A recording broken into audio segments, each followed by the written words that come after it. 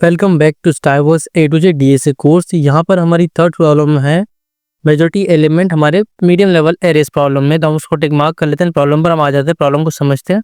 Problem यहाँ पे simple है, हमारे पास में एक एरे गिवन होगा, ठीक है। इस एरे के अंदर क्या है, बहुत सारे मल्टीपल एलिमेंट्स यहाँ पे हमारे पास में होंगे। इसको हम पहले भी एक बार सॉल्व कर चुके हैं। आज इसकी इंटायर इंट्यूशन हम यहाँ पे समझने वाले हैं कि कैसे इस प्रॉब्लम का सोल्यूशन होगा, कितने टाइप के यहाँ पे सोल्यूशन पॉसिबल है, मतलब कौन कौन से, मतलब रूट फोर्स सोल्यूशन क्या है, बेटर सोल्यूशन क्या है, देन ऑप्टिमाइज सोल्यूशन हमारे पास में क्या हो सकता है इस प्रॉब्लम का। तो यहाँ पे सिंपल है कि जो भी एलिमेंट n डिवाइड बाई 2 से मोर देन टाइम आ रहा है, मतलब जो उसकी टोटल लेंथ है उसमें से डिवाइड बाई 2 करेंगे ना, उससे ग्रेटर जिसकी अकरेंस है वो एलिमेंट हमारा क्या हो जाएगा, मेजॉरिटी एलिमेंट हो जाएगा। जैसे यहाँ पर देखे पहले वाले एग्जांपल में तो 3 हमको देख रहा है 2 टाइम्स आया है। टोटल एरे की साइज कितनी है, यहाँ पर हमारे पास में 3 है। 3 डिवाइड बाई 2 करूंगा तो मेरे पास 1 आएगा, एंड 1 से ग्रेटर मेरे पास में किसके अकरेंस है, 3 के अकरेंस है, विच इज 2। ऐसे करके यहाँ पे फाइंड आउट हो रहा था। हम इस वाले एग्जांपल को यहाँ पे ले लेते हैं एंड आके थोड़ा सा समझ लेते हैं इसको कि एक्चुअल में कैसे वर्क कर रही चीज़ इसमें, ठीक है। एंड कैसे हम मेजॉरिटी एलिमेंट को फाइंड आउट कर सकते हैं, क्या क्या तरीके हैं मेजॉरिटी एलिमेंट को फाइंड आउट करने के, वो भी हम यहाँ पे समझ रहे होंगे अभी। सो मेरा एग्जांपल यहाँ पे मैं ले आता हूँ। ये रहा मेरे पास में एग्जांपल। एंड एक काम करते हैं, आउटपुट वगैरह तो यहाँ पे देखने की जरूरत नहीं वैसे। मेरे एग्जांपल में मेरे पास में नम्स का जो एरे दिया हुआ है वो देख सकते हैं हम। एंड एक सेकेंड, ओके। सो यहाँ पे हमारे पास में ये रहा नम्स का array. Then no need for output right now, output हमें पता है 2 है, वो कैसे है वो हम समझ लेते हैं अभी, ठीक है। एंड अब उसको समझने के लिए हमें करना क्या होगा, सिंपल, पहले इसका साइज में थोड़ा सा छोटा करता हूँ, ठीक है। ये आ गया हमारे पास में। तो ये हमारे पास में एरे है। अब इसके अंदर हमें फाइंड आउट करना है मेजॉरिटी एलिमेंट। तो इसके 3 तरीके हो सकते हैं, वो तरीके हम यहाँ पे नोट डाउन कर लेते हैं, क्या क्या 3 तरीके हो सकते हैं हमारे पास में। सो पहला तरीका हमारा क्या हो सकता है, हम यहाँ पे नेस्टेड लूप यूज कर सकते हैं, nested loops, nested loop use कर सकते हैं। सेकंड तरीका हमारे पास में क्या हो सकता है, मैप यूज कर सकते हैं। एंड थर्ड तरीका हमारे पास में क्या हो सकता है, हम मोर्स मोर्स करके लाइक साइंटिस्ट थे, उनकी एक एल्गोरिथम है वोटिंग एल्गोरिथम, ठीक है। तो वोटिंग एल्गोरिथम इसको हम यहाँ पे यूज कर सकते हैं, एल्गोरिथम। सो मोर्स की जो एल्गोरिथम है, लाइक 3 हमारे पास में अप्रोचेज यहाँ पे हम देख पा रहे हैं। कौन कौन सी अप्रोचेज है, पहली वाली हमारी ये रही। सेकंड अप्रोच हमारे पास में क्या है, मैप का यूज़ कर सकते हैं, हैशिंग वगैरह का यूज़ कर सकते हैं। हैशिंग का यूज़ हम पहले भी काफ़ी वीडियोस में कर चुके हैं, तो थोड़ा बहुत इसका आइडिया हमारे पास में है कि हम कैसे उनका यूज़ यहाँ पे कर सकते हैं। अब तीनों अप्रोचेस को हम यहाँ पे 1 बाय 1 समझ लेते हैं कि नेस्टेड लूप कैसे वर्क करेगा, एंड मैप यहाँ पे कैसे यूज़ करेगा, एंड मोरेस वोटिंग एल्गोरिथम यहाँ पे कैसे यूज़ नहीं है हमारे। तो देखो हमको करना है क्या, हर एक एलिमेंट की अकरेंस लेनी है, चेक करना है कि वो क्या है, n डिवाइड बाई 2 से ग्रेटर है या नहीं है, ठीक है। n डिवाइड बाई 2 से ग्रेटर है या नहीं है, उसकी जो भी अकरेंस है, ठीक है। तो जो अकरेंस है वो n डिवाइड बाई 2 से ग्रेटर है या नहीं है एलिमेंट की, वो हमें यहाँ पे चेक करना है। तो अब मैं यहाँ पे लूप वाले कॉन्सेप्ट की बात करूँ तो मैं क्या करूँगा, आई को यहाँ पे मैंने स्टार्टिंग में आई यहाँ से स्टार्ट किया, एंड जे को भी मैं आई के लिए स्टार्ट करूँगा। मैं क्या करूँगा, आई जहाँ पर है उस एलिमेंट की अकरेंस देखूंगा, 1 2 3 एंड 4। तो आई जहाँ पर है मतलब 2 पर है, 2 की अकरेंस मेरे पास में कितनी आ गई, मेरी 2 की अकरेंस आ गई मेरे पास में 4 आ गई। सो यहाँ पर मुझे क्या पता चला, 2 की अकरेंस 4 है। अब n डिवाइड बाई 2 है, n की वैल्यू यहाँ पे कितनी है, देखो 2 एंड 3 5 6 7 एलिमेंट हमारे पास में है। सो 7 हमारे पास n की वैल्यू डिवाइड बाई 2 करेंगे हम, तो यहाँ पे हमारे पास में आउटपुट क्या आ जाएगा, 2 3 6 3 आ रहा है हमारे पास में, ठीक है। तो 3 से ग्रेटर है क्या 4, यस 3 से ग्रेटर है। तो यहीं पे हमारे पास मेजॉरिटी एलिमेंट हमको फाइंड आउट हो गया, ठीक है। अब मान लेते हैं कि मेजॉरिटी एलिमेंट नहीं होता तो हम क्या करते, आई को आगे बढ़ाते, ठीक है, इस एलिमेंट पे लेके आते। फिर इस एलिमेंट के लिए यहाँ पे हम आगे क्या करते, फाइंड आउट करते कि एलिमेंट कितने टाइम आया है। सिर्फ आगे फाइंड आउट नहीं करते, हम क्या करते, 0 से इस एलिमेंट से यहाँ से फाइंड आउट करते पूरा इंटायरली हर एक एलिमेंट के लिए, मतलब आई हमारा जहाँ भी रहेगा तो 0 से हम रन कराएंगे लास्ट तक उस एलिमेंट का काउंटिंग देखने के लिए। सो इट्स काइंड ऑफ हमारे पास में क्या हो जाएगा, इसकी टाइम कंप्लीट हो जाएगी, ऑर्डर ऑफ मेरी हो जाएगी n स्क्वायर, ठीक है। ऑर्डर ऑफ n स्क्वायर मेरे पास इसकी टाइम कॉम्प्लेक्सिटी होने वाली है यहाँ पे, क्योंकि यहाँ पे हम 2 लूप यहाँ पे यूज़ कर रहे हैं, नेस्टेड लूप यहाँ पे यूज़ कर रहे हैं। सेकंड जो मेरा तरीका है उसकी बात करने से पहले मैं इसका कोड देख लेता हूँ कि इसका कोड एक्चुअल में होगा कैसा। तो देखो जो चीज़ हमने समझी, हमें करना क्या है, यहाँ पे सिंपल करना है, for int I equal 0 semicolon I less than n यहाँ पे दिया हुआ नहीं तो एरो डॉट साइज हम यहाँ पे लिख लेते हैं। एक काम करते हैं, n ऊपर अभी बना लेंगे, ठीक है, n लिख देते हैं, n सेमीकोलन आई प्लस प्लस, ठीक है। पहला लूप मैं ऐसे लगाने वाला हूँ। एंड सेकंड में इसके अंदर क्या करने वाला हूँ, यहाँ पे एक और लूप लगाने वाला हूँ, इंट जे इक्वल 0 सेमीकोलन जे लेस देन n सेमीकोलन जे प्लस प्लस, ठीक है। एक काम करते हैं, पहले n को यहाँ पे बना लेते हैं, एंड इस सोल्यूशन को समझ रहे हैं यहाँ पे पहले वाले सोल्यूशन को। एंड n इक्वल मैंने यहाँ पे क्या कर लिया, आई डॉट साइज कर लिया मैंने। सो n मेरे पास में आ चुका है, एंड यहाँ पे मुझे हर बार क्या करना है, यहाँ पे इंट, यहाँ पे काउंट नाम से बना लेते हैं c, ठीक है। एंड हम यहाँ पे क्या करेंगे, कंडीशन लगा के चेक करेंगे, क्या कंडीशन लगा के चेक करेंगे if array of J equal to array of I, ये वाली कंडीशन अगर ट्रू होती है तो सी प्लस प्लस कर दो, ठीक है।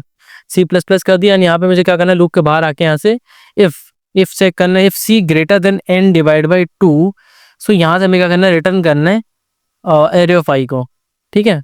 तो ये हमारा एक सोल्यूशन हो जाएगा। इस तरीके से हम इसको सॉल्व कर सकते हैं इंटायरली। एंड लूप के बाहर आके आप यहाँ पे रिटर्न -1 भी कर सकते हैं अगर आपको सोल्यूशन यहाँ पे नहीं फाइंड आउट होता है तो। ये पहला तरीका है जो हमने सीखा कि हम कैसे मेजॉरिटी एलिमेंट को फाइंड आउट कर सकते हैं ब्रूट फोर्स तरीके से। इसे अगर मैं रन करा के चेक करूंगा तो हमारे दोनों सैंपल टेस्ट केस पे सक्सेसफुली रन करेगा। चेक कर लेते, टेस्ट केस प्रोसीड हो रहे हैं यहाँ पे। ओके, यहाँ पे एरे नहीं दिया हुआ है, यहाँ पे नम्स दिया हुआ है, तो हम काम करते हैं, नम्स का नाम एरे कर देते हैं, ठीक है। ये चेंज कर दिया मैंने इसे रन कराता हूँ मैं फटाफट। हमारे टेस्ट केस वापस प्रोसीड हो रहे हैं। हम देखते हैं कि सैंपल टेस्ट केस पे वर्क करता है। आप देख सकते हैं यहाँ पे दोनों सैंपल टेस्ट केस पे हमारा कोड वर्क कर चुका है।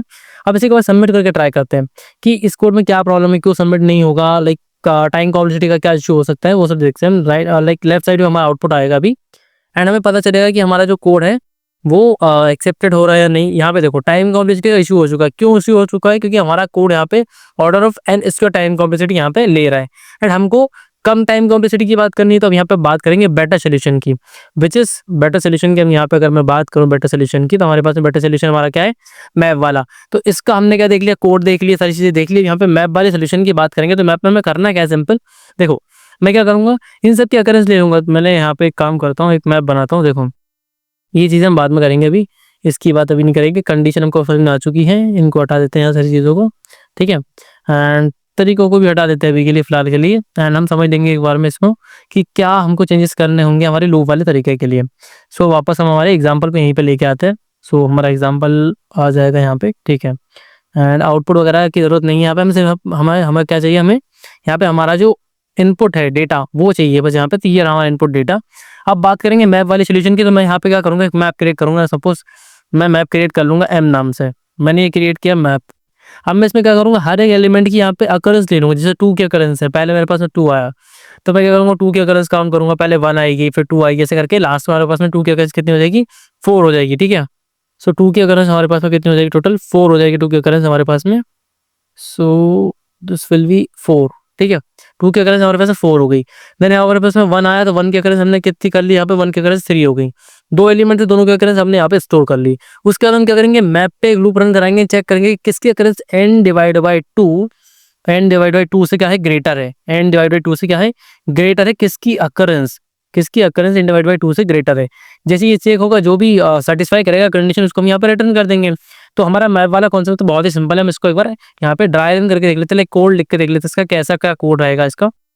सो ये हमारा ब्रूट फोर्स अप्रोच थी, वो हमने उसका कोड समझा यहाँ पे। अब हम यहाँ पे समझने वाले हमारे लूप वाले कॉन्सेप्ट की बात करते हैं, ठीक है। सॉरी, हमारे मैप वाले फंक्शंस, जो हमने मैप वाला मेथड समझा उसकी बात करते हैं। तो यहाँ पे अनऑर्डर मैप बना लेता हूँ पहले, unordered underscore map int comma int, ठीक है। एमपी नाम से इसका नाम रख लेते हैं। देन हम यहाँ पे लूप रन लगा देते हैं, for auto I colon array, and simple हमें करना है MP of I plus plus, simple कर लिया। देन अब हमें क्या करना है, यहाँ पे सिंपल करना है for auto I colon MP.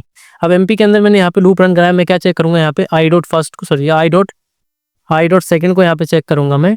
I dot second का मतलब क्या है कि इसकी जो वैल्यू है, की क्या है हमारी आई है, लाइक हमारी एंटिटी आई है। आई की एंटिटी में डॉट सेकंड लिखने पे हमें मिलती है उसकी वैल्यू, एंड डॉट फर्स्ट लिखने पे मिलती है हमको क्या, उसकी जो एक्चुअल की है वो मिलती है। तो अगर इसकी जो अकरेंस है वो क्या है हमारे पास में, ग्रेटर देन है n divide by 2, greater than n divide by 2 है, तो यहाँ से हमें रिटर्न करना है आई डॉट फर्स्ट यहाँ से मैं रिटर्न कर दूंगा। ये हमारा सिंपल काम हो गया। लूप के बाहर आके आपको रिटर्न कर देना -1, ठीक है। एंड ये हो गया हमारा काम, ठीक है। एंड डिवाइड बाई 2 ले लेगा ये। एक बार रन करा के चेक करते हैं कि हमने जो सेकंड लॉजिक, सेकंड अप्रोच जो समझी, वो सैंपल टेस्ट केस पे वर्क कर रही है नहीं कर रही है। तो सैंपल टेस्ट केस पे वर्क कर चुकी है। यहाँ पे सबमिट पे क्लिक करके चेक करते हैं कि इसमें क्या प्रॉब्लम है, टाइम कॉम्प्लेक्सिटी इशू आ रहा है या नहीं आ रहा है, या कुछ और प्रॉब्लम तो नहीं आ रही है, वो चीज़ हम यहाँ पे चेक कर लेते हैं। तो हमारा ये वाला सोल्यूशन एक्सेप्टेड हो चुका है। हालांकि होना नहीं चाहिए, क्योंकि यहाँ पे ऑप्टिमल सोल्यूशन की बात करो तो ये ऑप्टिमल सोल्यूशन नहीं है अभी भी, ठीक है। तो यहाँ पे स्पेस क्या कर रहे हैं, ऑर्डर 1 के लिए हम यहाँ पे मैप में कुछ स्टोर कर रहे हैं, तो वो हमारा स्टोरेज रहेगा यहाँ पे, पर ऑर्डर 1 में वो कंसिडर कर लिया जाता है। तो ये हमने सेकंड तरीका समझा, जो हमारा मैप हैशिंग वाली जो तरीका था, हैशिंग वाली जो अप्रोच थी इस प्रॉब्लम को सॉल्व करने के लिए, वो हमने यहाँ पे समझ लिए, और उसका कोड भी हमने यहाँ पे इंटायरली समझ लिया है, अब इसके बाद में इसकी कॉम्प्लेक्सिटी की बात करेंगे तो यहाँ पे हमारे पास इसकी कॉम्प्लेक्सिटी हो जाएगी। सो इसकी कॉम्प्लेक्सिटी हमारे पास में अराउंड कितनी होगी, देखो कॉम्प्लेक्सिटी कैसे कैसे कैलकुलेट करना है वो समझ लेते हैं। देखो यहाँ पे पहले लूप चल रहा है, ऑर्डर ऑफ एन के लिए लूप चल रहा है। सो यहाँ पे हमारे पास में क्या चल रहा है, ऑर्डर ऑफ एन के लिए एक लूप चल रहा है हमारे पास में, ऑर्डर ऑफ एन के लिए एक लूप चल रहा है। प्लस कर लेते हैं इसमें, ठीक है। प्लस करेंगे तो हमारे पास में क्या हो जाएगा, यहाँ पे देखो मैप क्या करता है, लॉग एन टाइम कॉम्प्लेक्सिटी लेता है, क्या लेता है, लॉग एन टाइम कॉम्प्लेक्सिटी। सो ये होगा हमारे पास में लॉग एन, लॉग एन। और लॉग एन किसके लिए, एक एलिमेंट के लिए, लेकिन यहाँ पे क्या हो जाएगा हमारे पास में एलिमेंट कितने हैं, एलिमेंट हमारे पास में एन एलिमेंट्स, तो क्या करेगा ये एन टाइम चलेगा, तो एन लॉग एन यहाँ पे हो जाएगा। एंड हम यहाँ पे बात करें तो हमने कॉम्प्लेक्सिटी के बारे में समझा था कि हम यहाँ पे क्या करते हैं, जो लोएस्ट होता है उसको यहाँ पे क्या कर देते हैं, नेगलेक्ट कर देते हैं। तो लोएस्ट हमारे पास में क्या है, ये वाला नेगलेक्ट करने के लिए हमारे पास में है। तो हमारे एक्चुअल टाइम कॉम्प्लेक्सिटी क्या हो जाएगी, एन लॉग एन हो जाएगी हमारी, क्या हो जाएगी, एन लॉग एन हो जाएगी, एन लॉग एन हो जाएगी। तो हमें अब यहाँ पे हमें समझ में क्या आया कि जो हमारी पहली अप्रोच है उसमें हमारे पास में यहाँ पे टाइम कॉम्प्लेक्सिटी कितनी आ रही थी, ऑर्डर ऑफ एन स्क्वायर आ रही थी मेरे पास में, ऑर्डर ऑफ एन स्क्वायर मेरे पास में यहाँ पे टाइम कॉम्प्लेक्सिटी आ रही थी पहली वाली की, जो अप्रोच थी हमारी क्या थी, नेस्टेड लूप वाली की। एंड सेकंड वाली की हमारे पास में कितनी आ रही है, एन लॉग एन आ रही है। इसका मतलब हमारी जो थर्ड अप्रोच होगी वो क्या होगी, ऑर्डर ऑफ एन में सॉल्व हो रही होगी, क्योंकि उससे कम हमारे पास में यही है, नियर अबाउट लाइक अप्रोक्सीमेट बात करेंगे हम यहाँ पे, तो ऑर्डर ऑफ एन में हम उसको सॉल्व कर रहे होंगे। अब उस तरीके को भी हम यहाँ पे समझ रहे होंगे कि कैसे हम इसकी बात करेंगे। जो हमारा तीसरा तरीका था वो क्या था हमारे पास में, हमारे जो मोर्स एल्गोरिदम है, मोर्स वोटिंग एल्गोरिदम है, उसकी बात यहाँ पे हम करते हैं, वो कैसे यहाँ पे वर्क कर रही होगी उसकी यहाँ मैं बात कर लेता हूँ। अब तीसरी वाली को समझने के लिए यहाँ पे सिंपल चीज़ें हमारे पास में, देखो हम क्या करेंगे, यहाँ पे एक वेरिएबल ले लूंगा मैं, सपोज एलिमेंट ले लिया मैंने एंड एक कैंडिडेट लिया, या फिर काउंट बोल सकते हैं आप। स्टार्टिंग में ये हमारे पास में क्या रहेगा, जीरो रहेगा, एंड हमारा काउंट भी क्या रहेगा, जीरो रहेगा, ठीक है। मैं पहले एलिमेंट पे आया तो पहले एलिमेंट में क्या है, टू है, तो टू को मैं यहाँ पे ले लूंगा, टू को मैंने यहाँ पे ले लिया, एंड इसकी अकरेंस में अब क्या करूंगा, वन बढ़ा दूंगा कि एक टू आ चुका है मेरे पास में। एंड जैसे फिर से टू आएगा तो मैं यहाँ पे क्या करूंगा, टू नहीं रहेगा, इसकी अकरेंस बढ़ा दूंगा, मैं क्या कर दूंगा, टू कर दूंगा। फिर मेरे पास में वन आया तो मैं क्या करूंगा, इसकी अकरेंस अभी कम करूंगा, इसकी अकरेंस क्या कर दूंगा, वन कर दूंगा। जब तक इसकी अकरेंस जीरो नहीं होती तब तक मुझे एलिमेंट स्वैप नहीं करना है, ठीक है। फिर उसके बाद फिर वन आएगा तो इसकी अकरेंस अब जीरो हो जाएगी, ठीक है। अभी मैं यहाँ तक ये एलिमेंट मेरा कवर हो चुका है, ये एलिमेंट मेरा कवर हो चुका है, ये एलिमेंट मेरा कवर हो चुका है। अब मैं आया किसमें, वन पे आ गया, तो यहाँ पे अब एलिमेंट चेंज हो जाएगा, क्या हो जाएगा, वन हो जाएगा, एंड अकरेंस कितनी हो जाएगी उसकी, वन हो जाएगी, ठीक है। अकरेंस हो गई वन।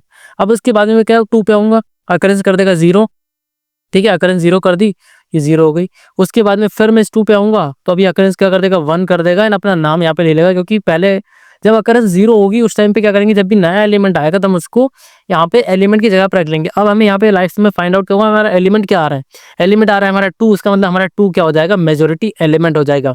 एंड इस ऐसी कंडीशन यहाँ पे आकर होगी जब यहाँ पे सपोज हम मान सकते हैं कि लास्ट में क्या होता है, यहाँ पे टू नहीं आता, तो यहाँ पे क्या हो जाता है, हमारा मेजोरिटी एलिमेंट क्या हो जाता है, जीरो हो जाता, क्या हो जाता है, जीरो हो जाता है, मेजोरिटी एलिमेंट जीरो हो जाता। अब यहाँ पे बात करते हैं इस प्रॉब्लम को सॉल्व करना कैसे, सिंपल सा सोल्यूशन इसका हो जाएगा, एंड ये सब रिमूव कर देते हैं। एंड अब बात करते हैं इसको सॉल्व करना कैसे है। तो इंट ई एलिमेंट बना लिया मैंने जीरो, ठीक है, एंड सी बना लिया मैंने यहाँ पे जो हमारी अकरेंस रहेगी उसके लिए। फिर लूप लगाएंगे simple, int I equal zero semicolon I less than N, या फिर हमें इंडेक्सिंग की तो जरूरत है ही नहीं, तो ऑटो लूप लगा लेते हैं, फॉर ईच वाला ऑटो आई कॉलन एरे, ठीक है। एंड यहाँ पे मुझे करना क्या है, सिंपल लिखना है, इफ ई एलिमेंट जो हमारा इक्वल टू जीरो है तो इस कंडीशन में मुझे क्या करना है, एलिमेंट इक्वल आई करना है सेमीकोलन, एंड हमारा जो सी है उसको प्लस प्लस कर देना है, या सी इक्वल वन कर देना है, ठीक है। सी प्लस प्लस मैंने यहाँ पे कर दिया। अब यहाँ पे एल्स इफ वाली कंडीशन की बात करूंगा, एल्स इफ अगर हमारा एलिमेंट जीरो नहीं है लेकिन हमारा जो एलिमेंट है वो इक्वल टू क्या है, array of sorry element equal to I है, तो इस कंडीशन में मुझे क्या करना है, सी प्लस प्लस करना है। इसके एल्स में मुझे क्या करना है, सी माइनस माइनस करना है, सिंपल हो गया। देन यहाँ पे लूप के बाहर आके मैं यहाँ पे रिटर्न कर देना हमारा एलिमेंट, एलिमेंट यहाँ पे मैं रिटर्न कर दूंगा। एक बार रन करा के इसे चेक करता हूँ कि सिंपल टेस्ट केस वर्क कर रहा है। जो हमारा तीसरा तरीका है मोर्स वोटिंग एल्गोरिथम, जब हमने यहाँ पर समझी तो सिंपल टेस्ट केस पे यहाँ पे वर्क कर रही, सबमिट पे सिंपल हम यहाँ पे क्लिक करेंगे, देन चेक करेंगे कि हमारा ये कोड जितने भी टेस्ट केस क्वेश्चन पे लगे सबको पास कर पा रहा है या नहीं। सो यहाँ पे रॉन्ग आउटपुट हमारा आ चुका है, 6 आ चुका है रॉन्ग आउटपुट, एंड यहाँ पे हमारा एक्सपेक्ट आउटपुट था 5। सो ये प्रॉब्लम क्यों आई है वो हम एक बार समझ लेते हैं, कोड में क्या गलती है, क्या प्रॉब्लम है कोड में, वो चीज़ हम यहाँ पे समझ लेते हैं, ठीक है। सो यहाँ पे कोड ऑलमोस्ट मैंने ठीक ही लिखा हुआ है, बट फिर से यहाँ पे प्रॉब्लम आ रही है तो समझते हैं कि एक्चुअली प्रॉब्लम आ क्यों रही है, ठीक है। एंड यहाँ पे सिंपल हमने किया, दोनों को 0 0 कर लिया है। उसके बाद में हम यहाँ पे क्या करेंगे, हमारा जो एलिमेंट है उसी को रिटर्न कर रहे हैं हम। यहाँ पे इक्वल टू आई किया, मैं इसको सी प्लस प्लस किया, then I equal to element किया मैंने यहाँ पे चेक किया, ठीक है। सो अब यहाँ पे गड़बड़ क्या हो रही है वो समझते हैं हम। देखो एलिमेंट इक्वल टू जीरो जो मैंने यहाँ पे लिखा है वो गलत है हमारे पास में, क्योंकि हमने भी समझा था जब हमारा काउंट क्या होगा, जीरो होगा, उस कंडीशन में हम एलिमेंट की वैल्यू चेंज कर रहे होंगे। सो ये गड़बड़ हो गई थी, उसको मैंने करेक्ट कर दिया, सबमिट पे मैंने क्लिक कर दिया, हमारा जो टेस्ट केस है, हमारा जो कोड है, जितने भी टेस्ट केस लगे सब पे पास हो जाएगा और हमारा सोल्यूशन एक्सेप्टेड हो चुका है, जो कि हम लेफ्ट साइड में देख सकते हैं। सो इसी के साथ हमने यहाँ पे क्या किया, तीनों एल्गोरिथम जो हमने समझी पहले क्या थी, नेस्टेड लूप वाला कॉन्सेप्ट हमने यहाँ पे समझा कि नेस्टेड लूप में हमारे पास में यहाँ पे क्या हो रहा था, order of N square time complexity यहाँ पे मेरे पास आ रही थी। ये था हमारा ब्रूट फोर्स सोल्यूशन। क्या था? ब्रूट फोर्स सोल्यूशन, BFM यहाँ पे अभी लिख देते हैं। तो ब्रूट फोर्स सोल्यूशन हमने यहाँ पे देख लिया था। उसके बाद में मैंने क्या देखा, दूसरा सोल्यूशन जो मैंने देखा मैप वगैरह का यूज करके, तो उसमें मेरे पास में क्या आया, n log n। So n log n is less than n square. So ये वाला सोल्यूशन जो मेरा था वो क्या था, मैप वाला सोल्यूशन था। तो इसे हम बोल सकते हैं बेटर सोल्यूशन। ठीक है, बी लिख देता हूँ बेटर सोल्यूशन के लिए। देन लास्ट वाला जो मैंने देखा था वो क्या था, मेरा ऑर्डर ऑफ n। तो ये मेरा क्या हो जाएगा, ऑप्टिमल सोल्यूशन। क्या हो जाएगा, ऑप्टिमल सोल्यूशन। OPM यहाँ पे लिख लेते हैं ऑप्टिमल सोल्यूशन के लिए। तो तीनों सोल्यूशन हमने यहाँ पे देख लिए। लिखने में थोड़ी सी राइटिंग में गड़बड़ हो सकती है, पर मैं बोल भी रहा हूँ तो आपको समझ में आ गया होगा कि पहला हमारा जो ब्रूट फोर्स सोल्यूशन था वो order of n square time complexity ले रहा था, एंड जो हमारा बेटर सोल्यूशन था वो order of n log n time complexity ले रहा था, एंड जो हमारा ऑप्टिमल सोल्यूशन था वो order of n time complexity में हमारे कोड को सॉल्व कर पा रहा है। और हमने तीनों के कोड को भी यहाँ पे वन बाय वन यहाँ पे चेक कर लिया, वन बाय यहाँ पे देख लिया, रन करा कर भी उनको चेक कर लिया। सो यहाँ पे इसी के साथ हमारी तीसरी प्रॉब्लम सॉल्व हो जाती है हमारे मीडियम लेवल एरेज की। Thanks for watching this video. We will meet in the next video and solve the next problem, Striver's A to Z DSA course. Thanks for watching.